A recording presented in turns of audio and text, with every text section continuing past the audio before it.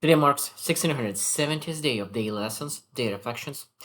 And today we'll speak about one word again, about one word that is very interesting. I never spoke about that word, but I think that is an extremely important word. That is silliness. Silliness. And it's interesting because I think that every single person needs to learn how to be silly. I always was thinking that every single person needs to be childish at some point. I always say that during most important times, you give your 100%. You mature. You are able to lead. You take ownership. But the thing is that sometimes stillness is important when things do not matter. When it's minor things. I think that in those moments of minor things, we need to be silly because that silliness brings so much joy and it brings so much humanity, humility into our day-to-day life. So today we'll share 7 things that we need to consider potentially why silliness could be very beneficial to really think, okay, how could I be more silly today? First one is that silliness destroys fear. It's interesting because sometimes we want to be seen as perfect, as everything be figured out. And that potentially could create extra fear and extra pressure on our shoulders because don't want to be embarrassed, we want to be rejected, we want to be seen as perfect, even though that nobody is perfect. So when we include silliness in that game, in performance, you remove that embarrassment because silliness directly is embarrassment, doing something that making fun of yourself or of the things around you. And it's extremely important because it shows that you are able to really handle that pressure with wisdom. And handling pressure with wisdom is sometimes being more joyful through silliness. Number two, it prevents ego from becoming your personality. So what it means is that our ego wants again to protect us, to really show that we are more than who we truly are. And sometimes we can become very stiff and rigid person, and that could be become our personality, stiff and rigid person who is actually always with a one face, always in a one way of doing things, and almost becoming very robotic. And I think that people don't want to do business with robots, and I think that is extremely important to really remove that robotic sense with becoming more silliness, become more joyful, more humor.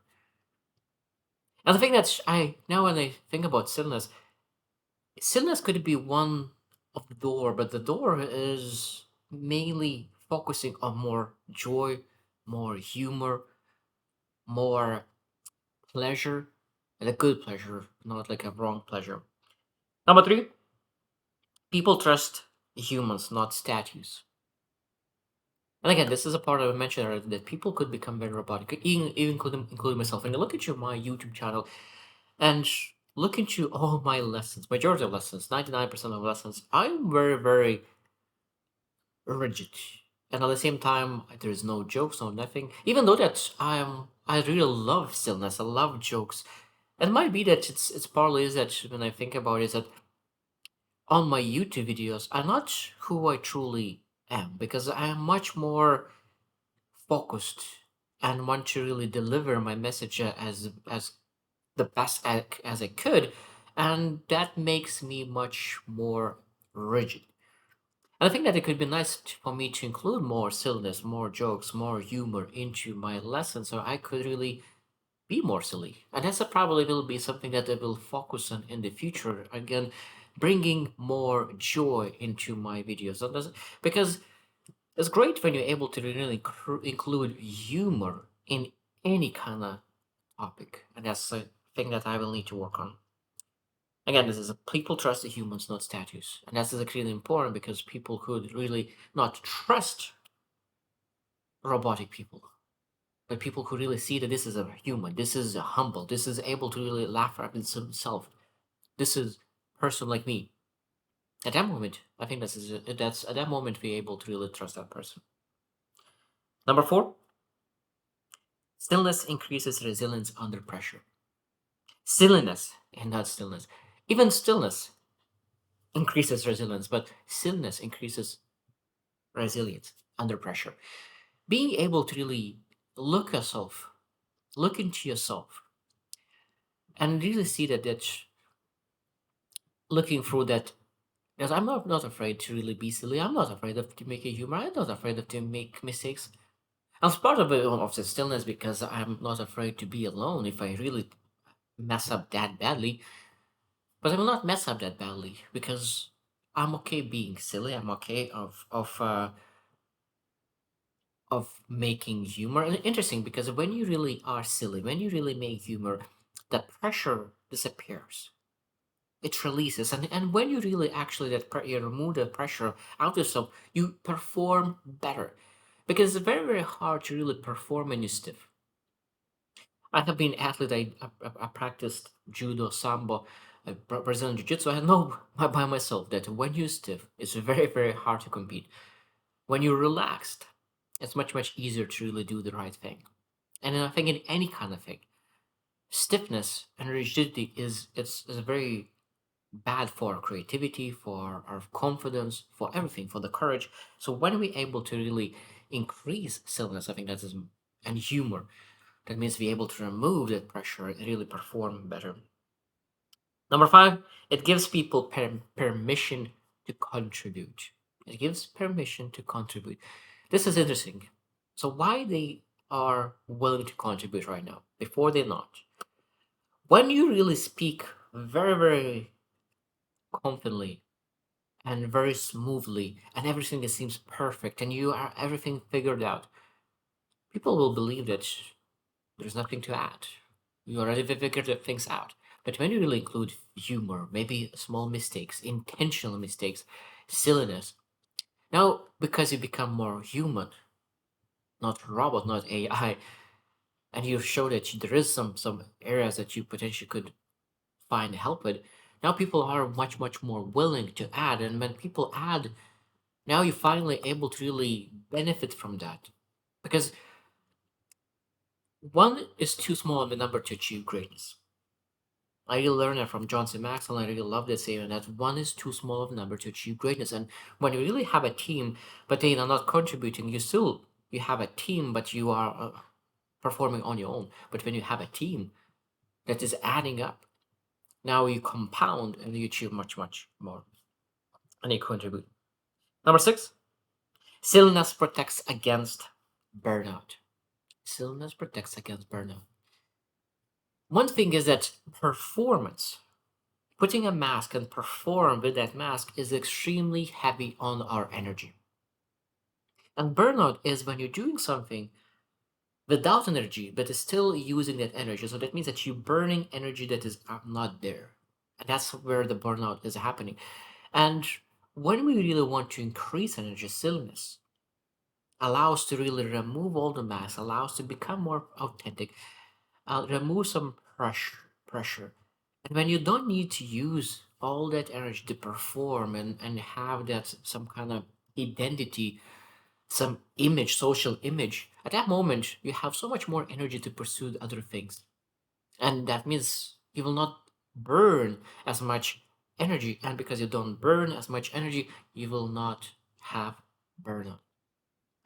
The last one, number seven, it keeps power from corrupting you. It keeps power from corrupting you. So a lot of times when you have power, authority, like we have a more leadership position, we could be see, oh wow, like who am I?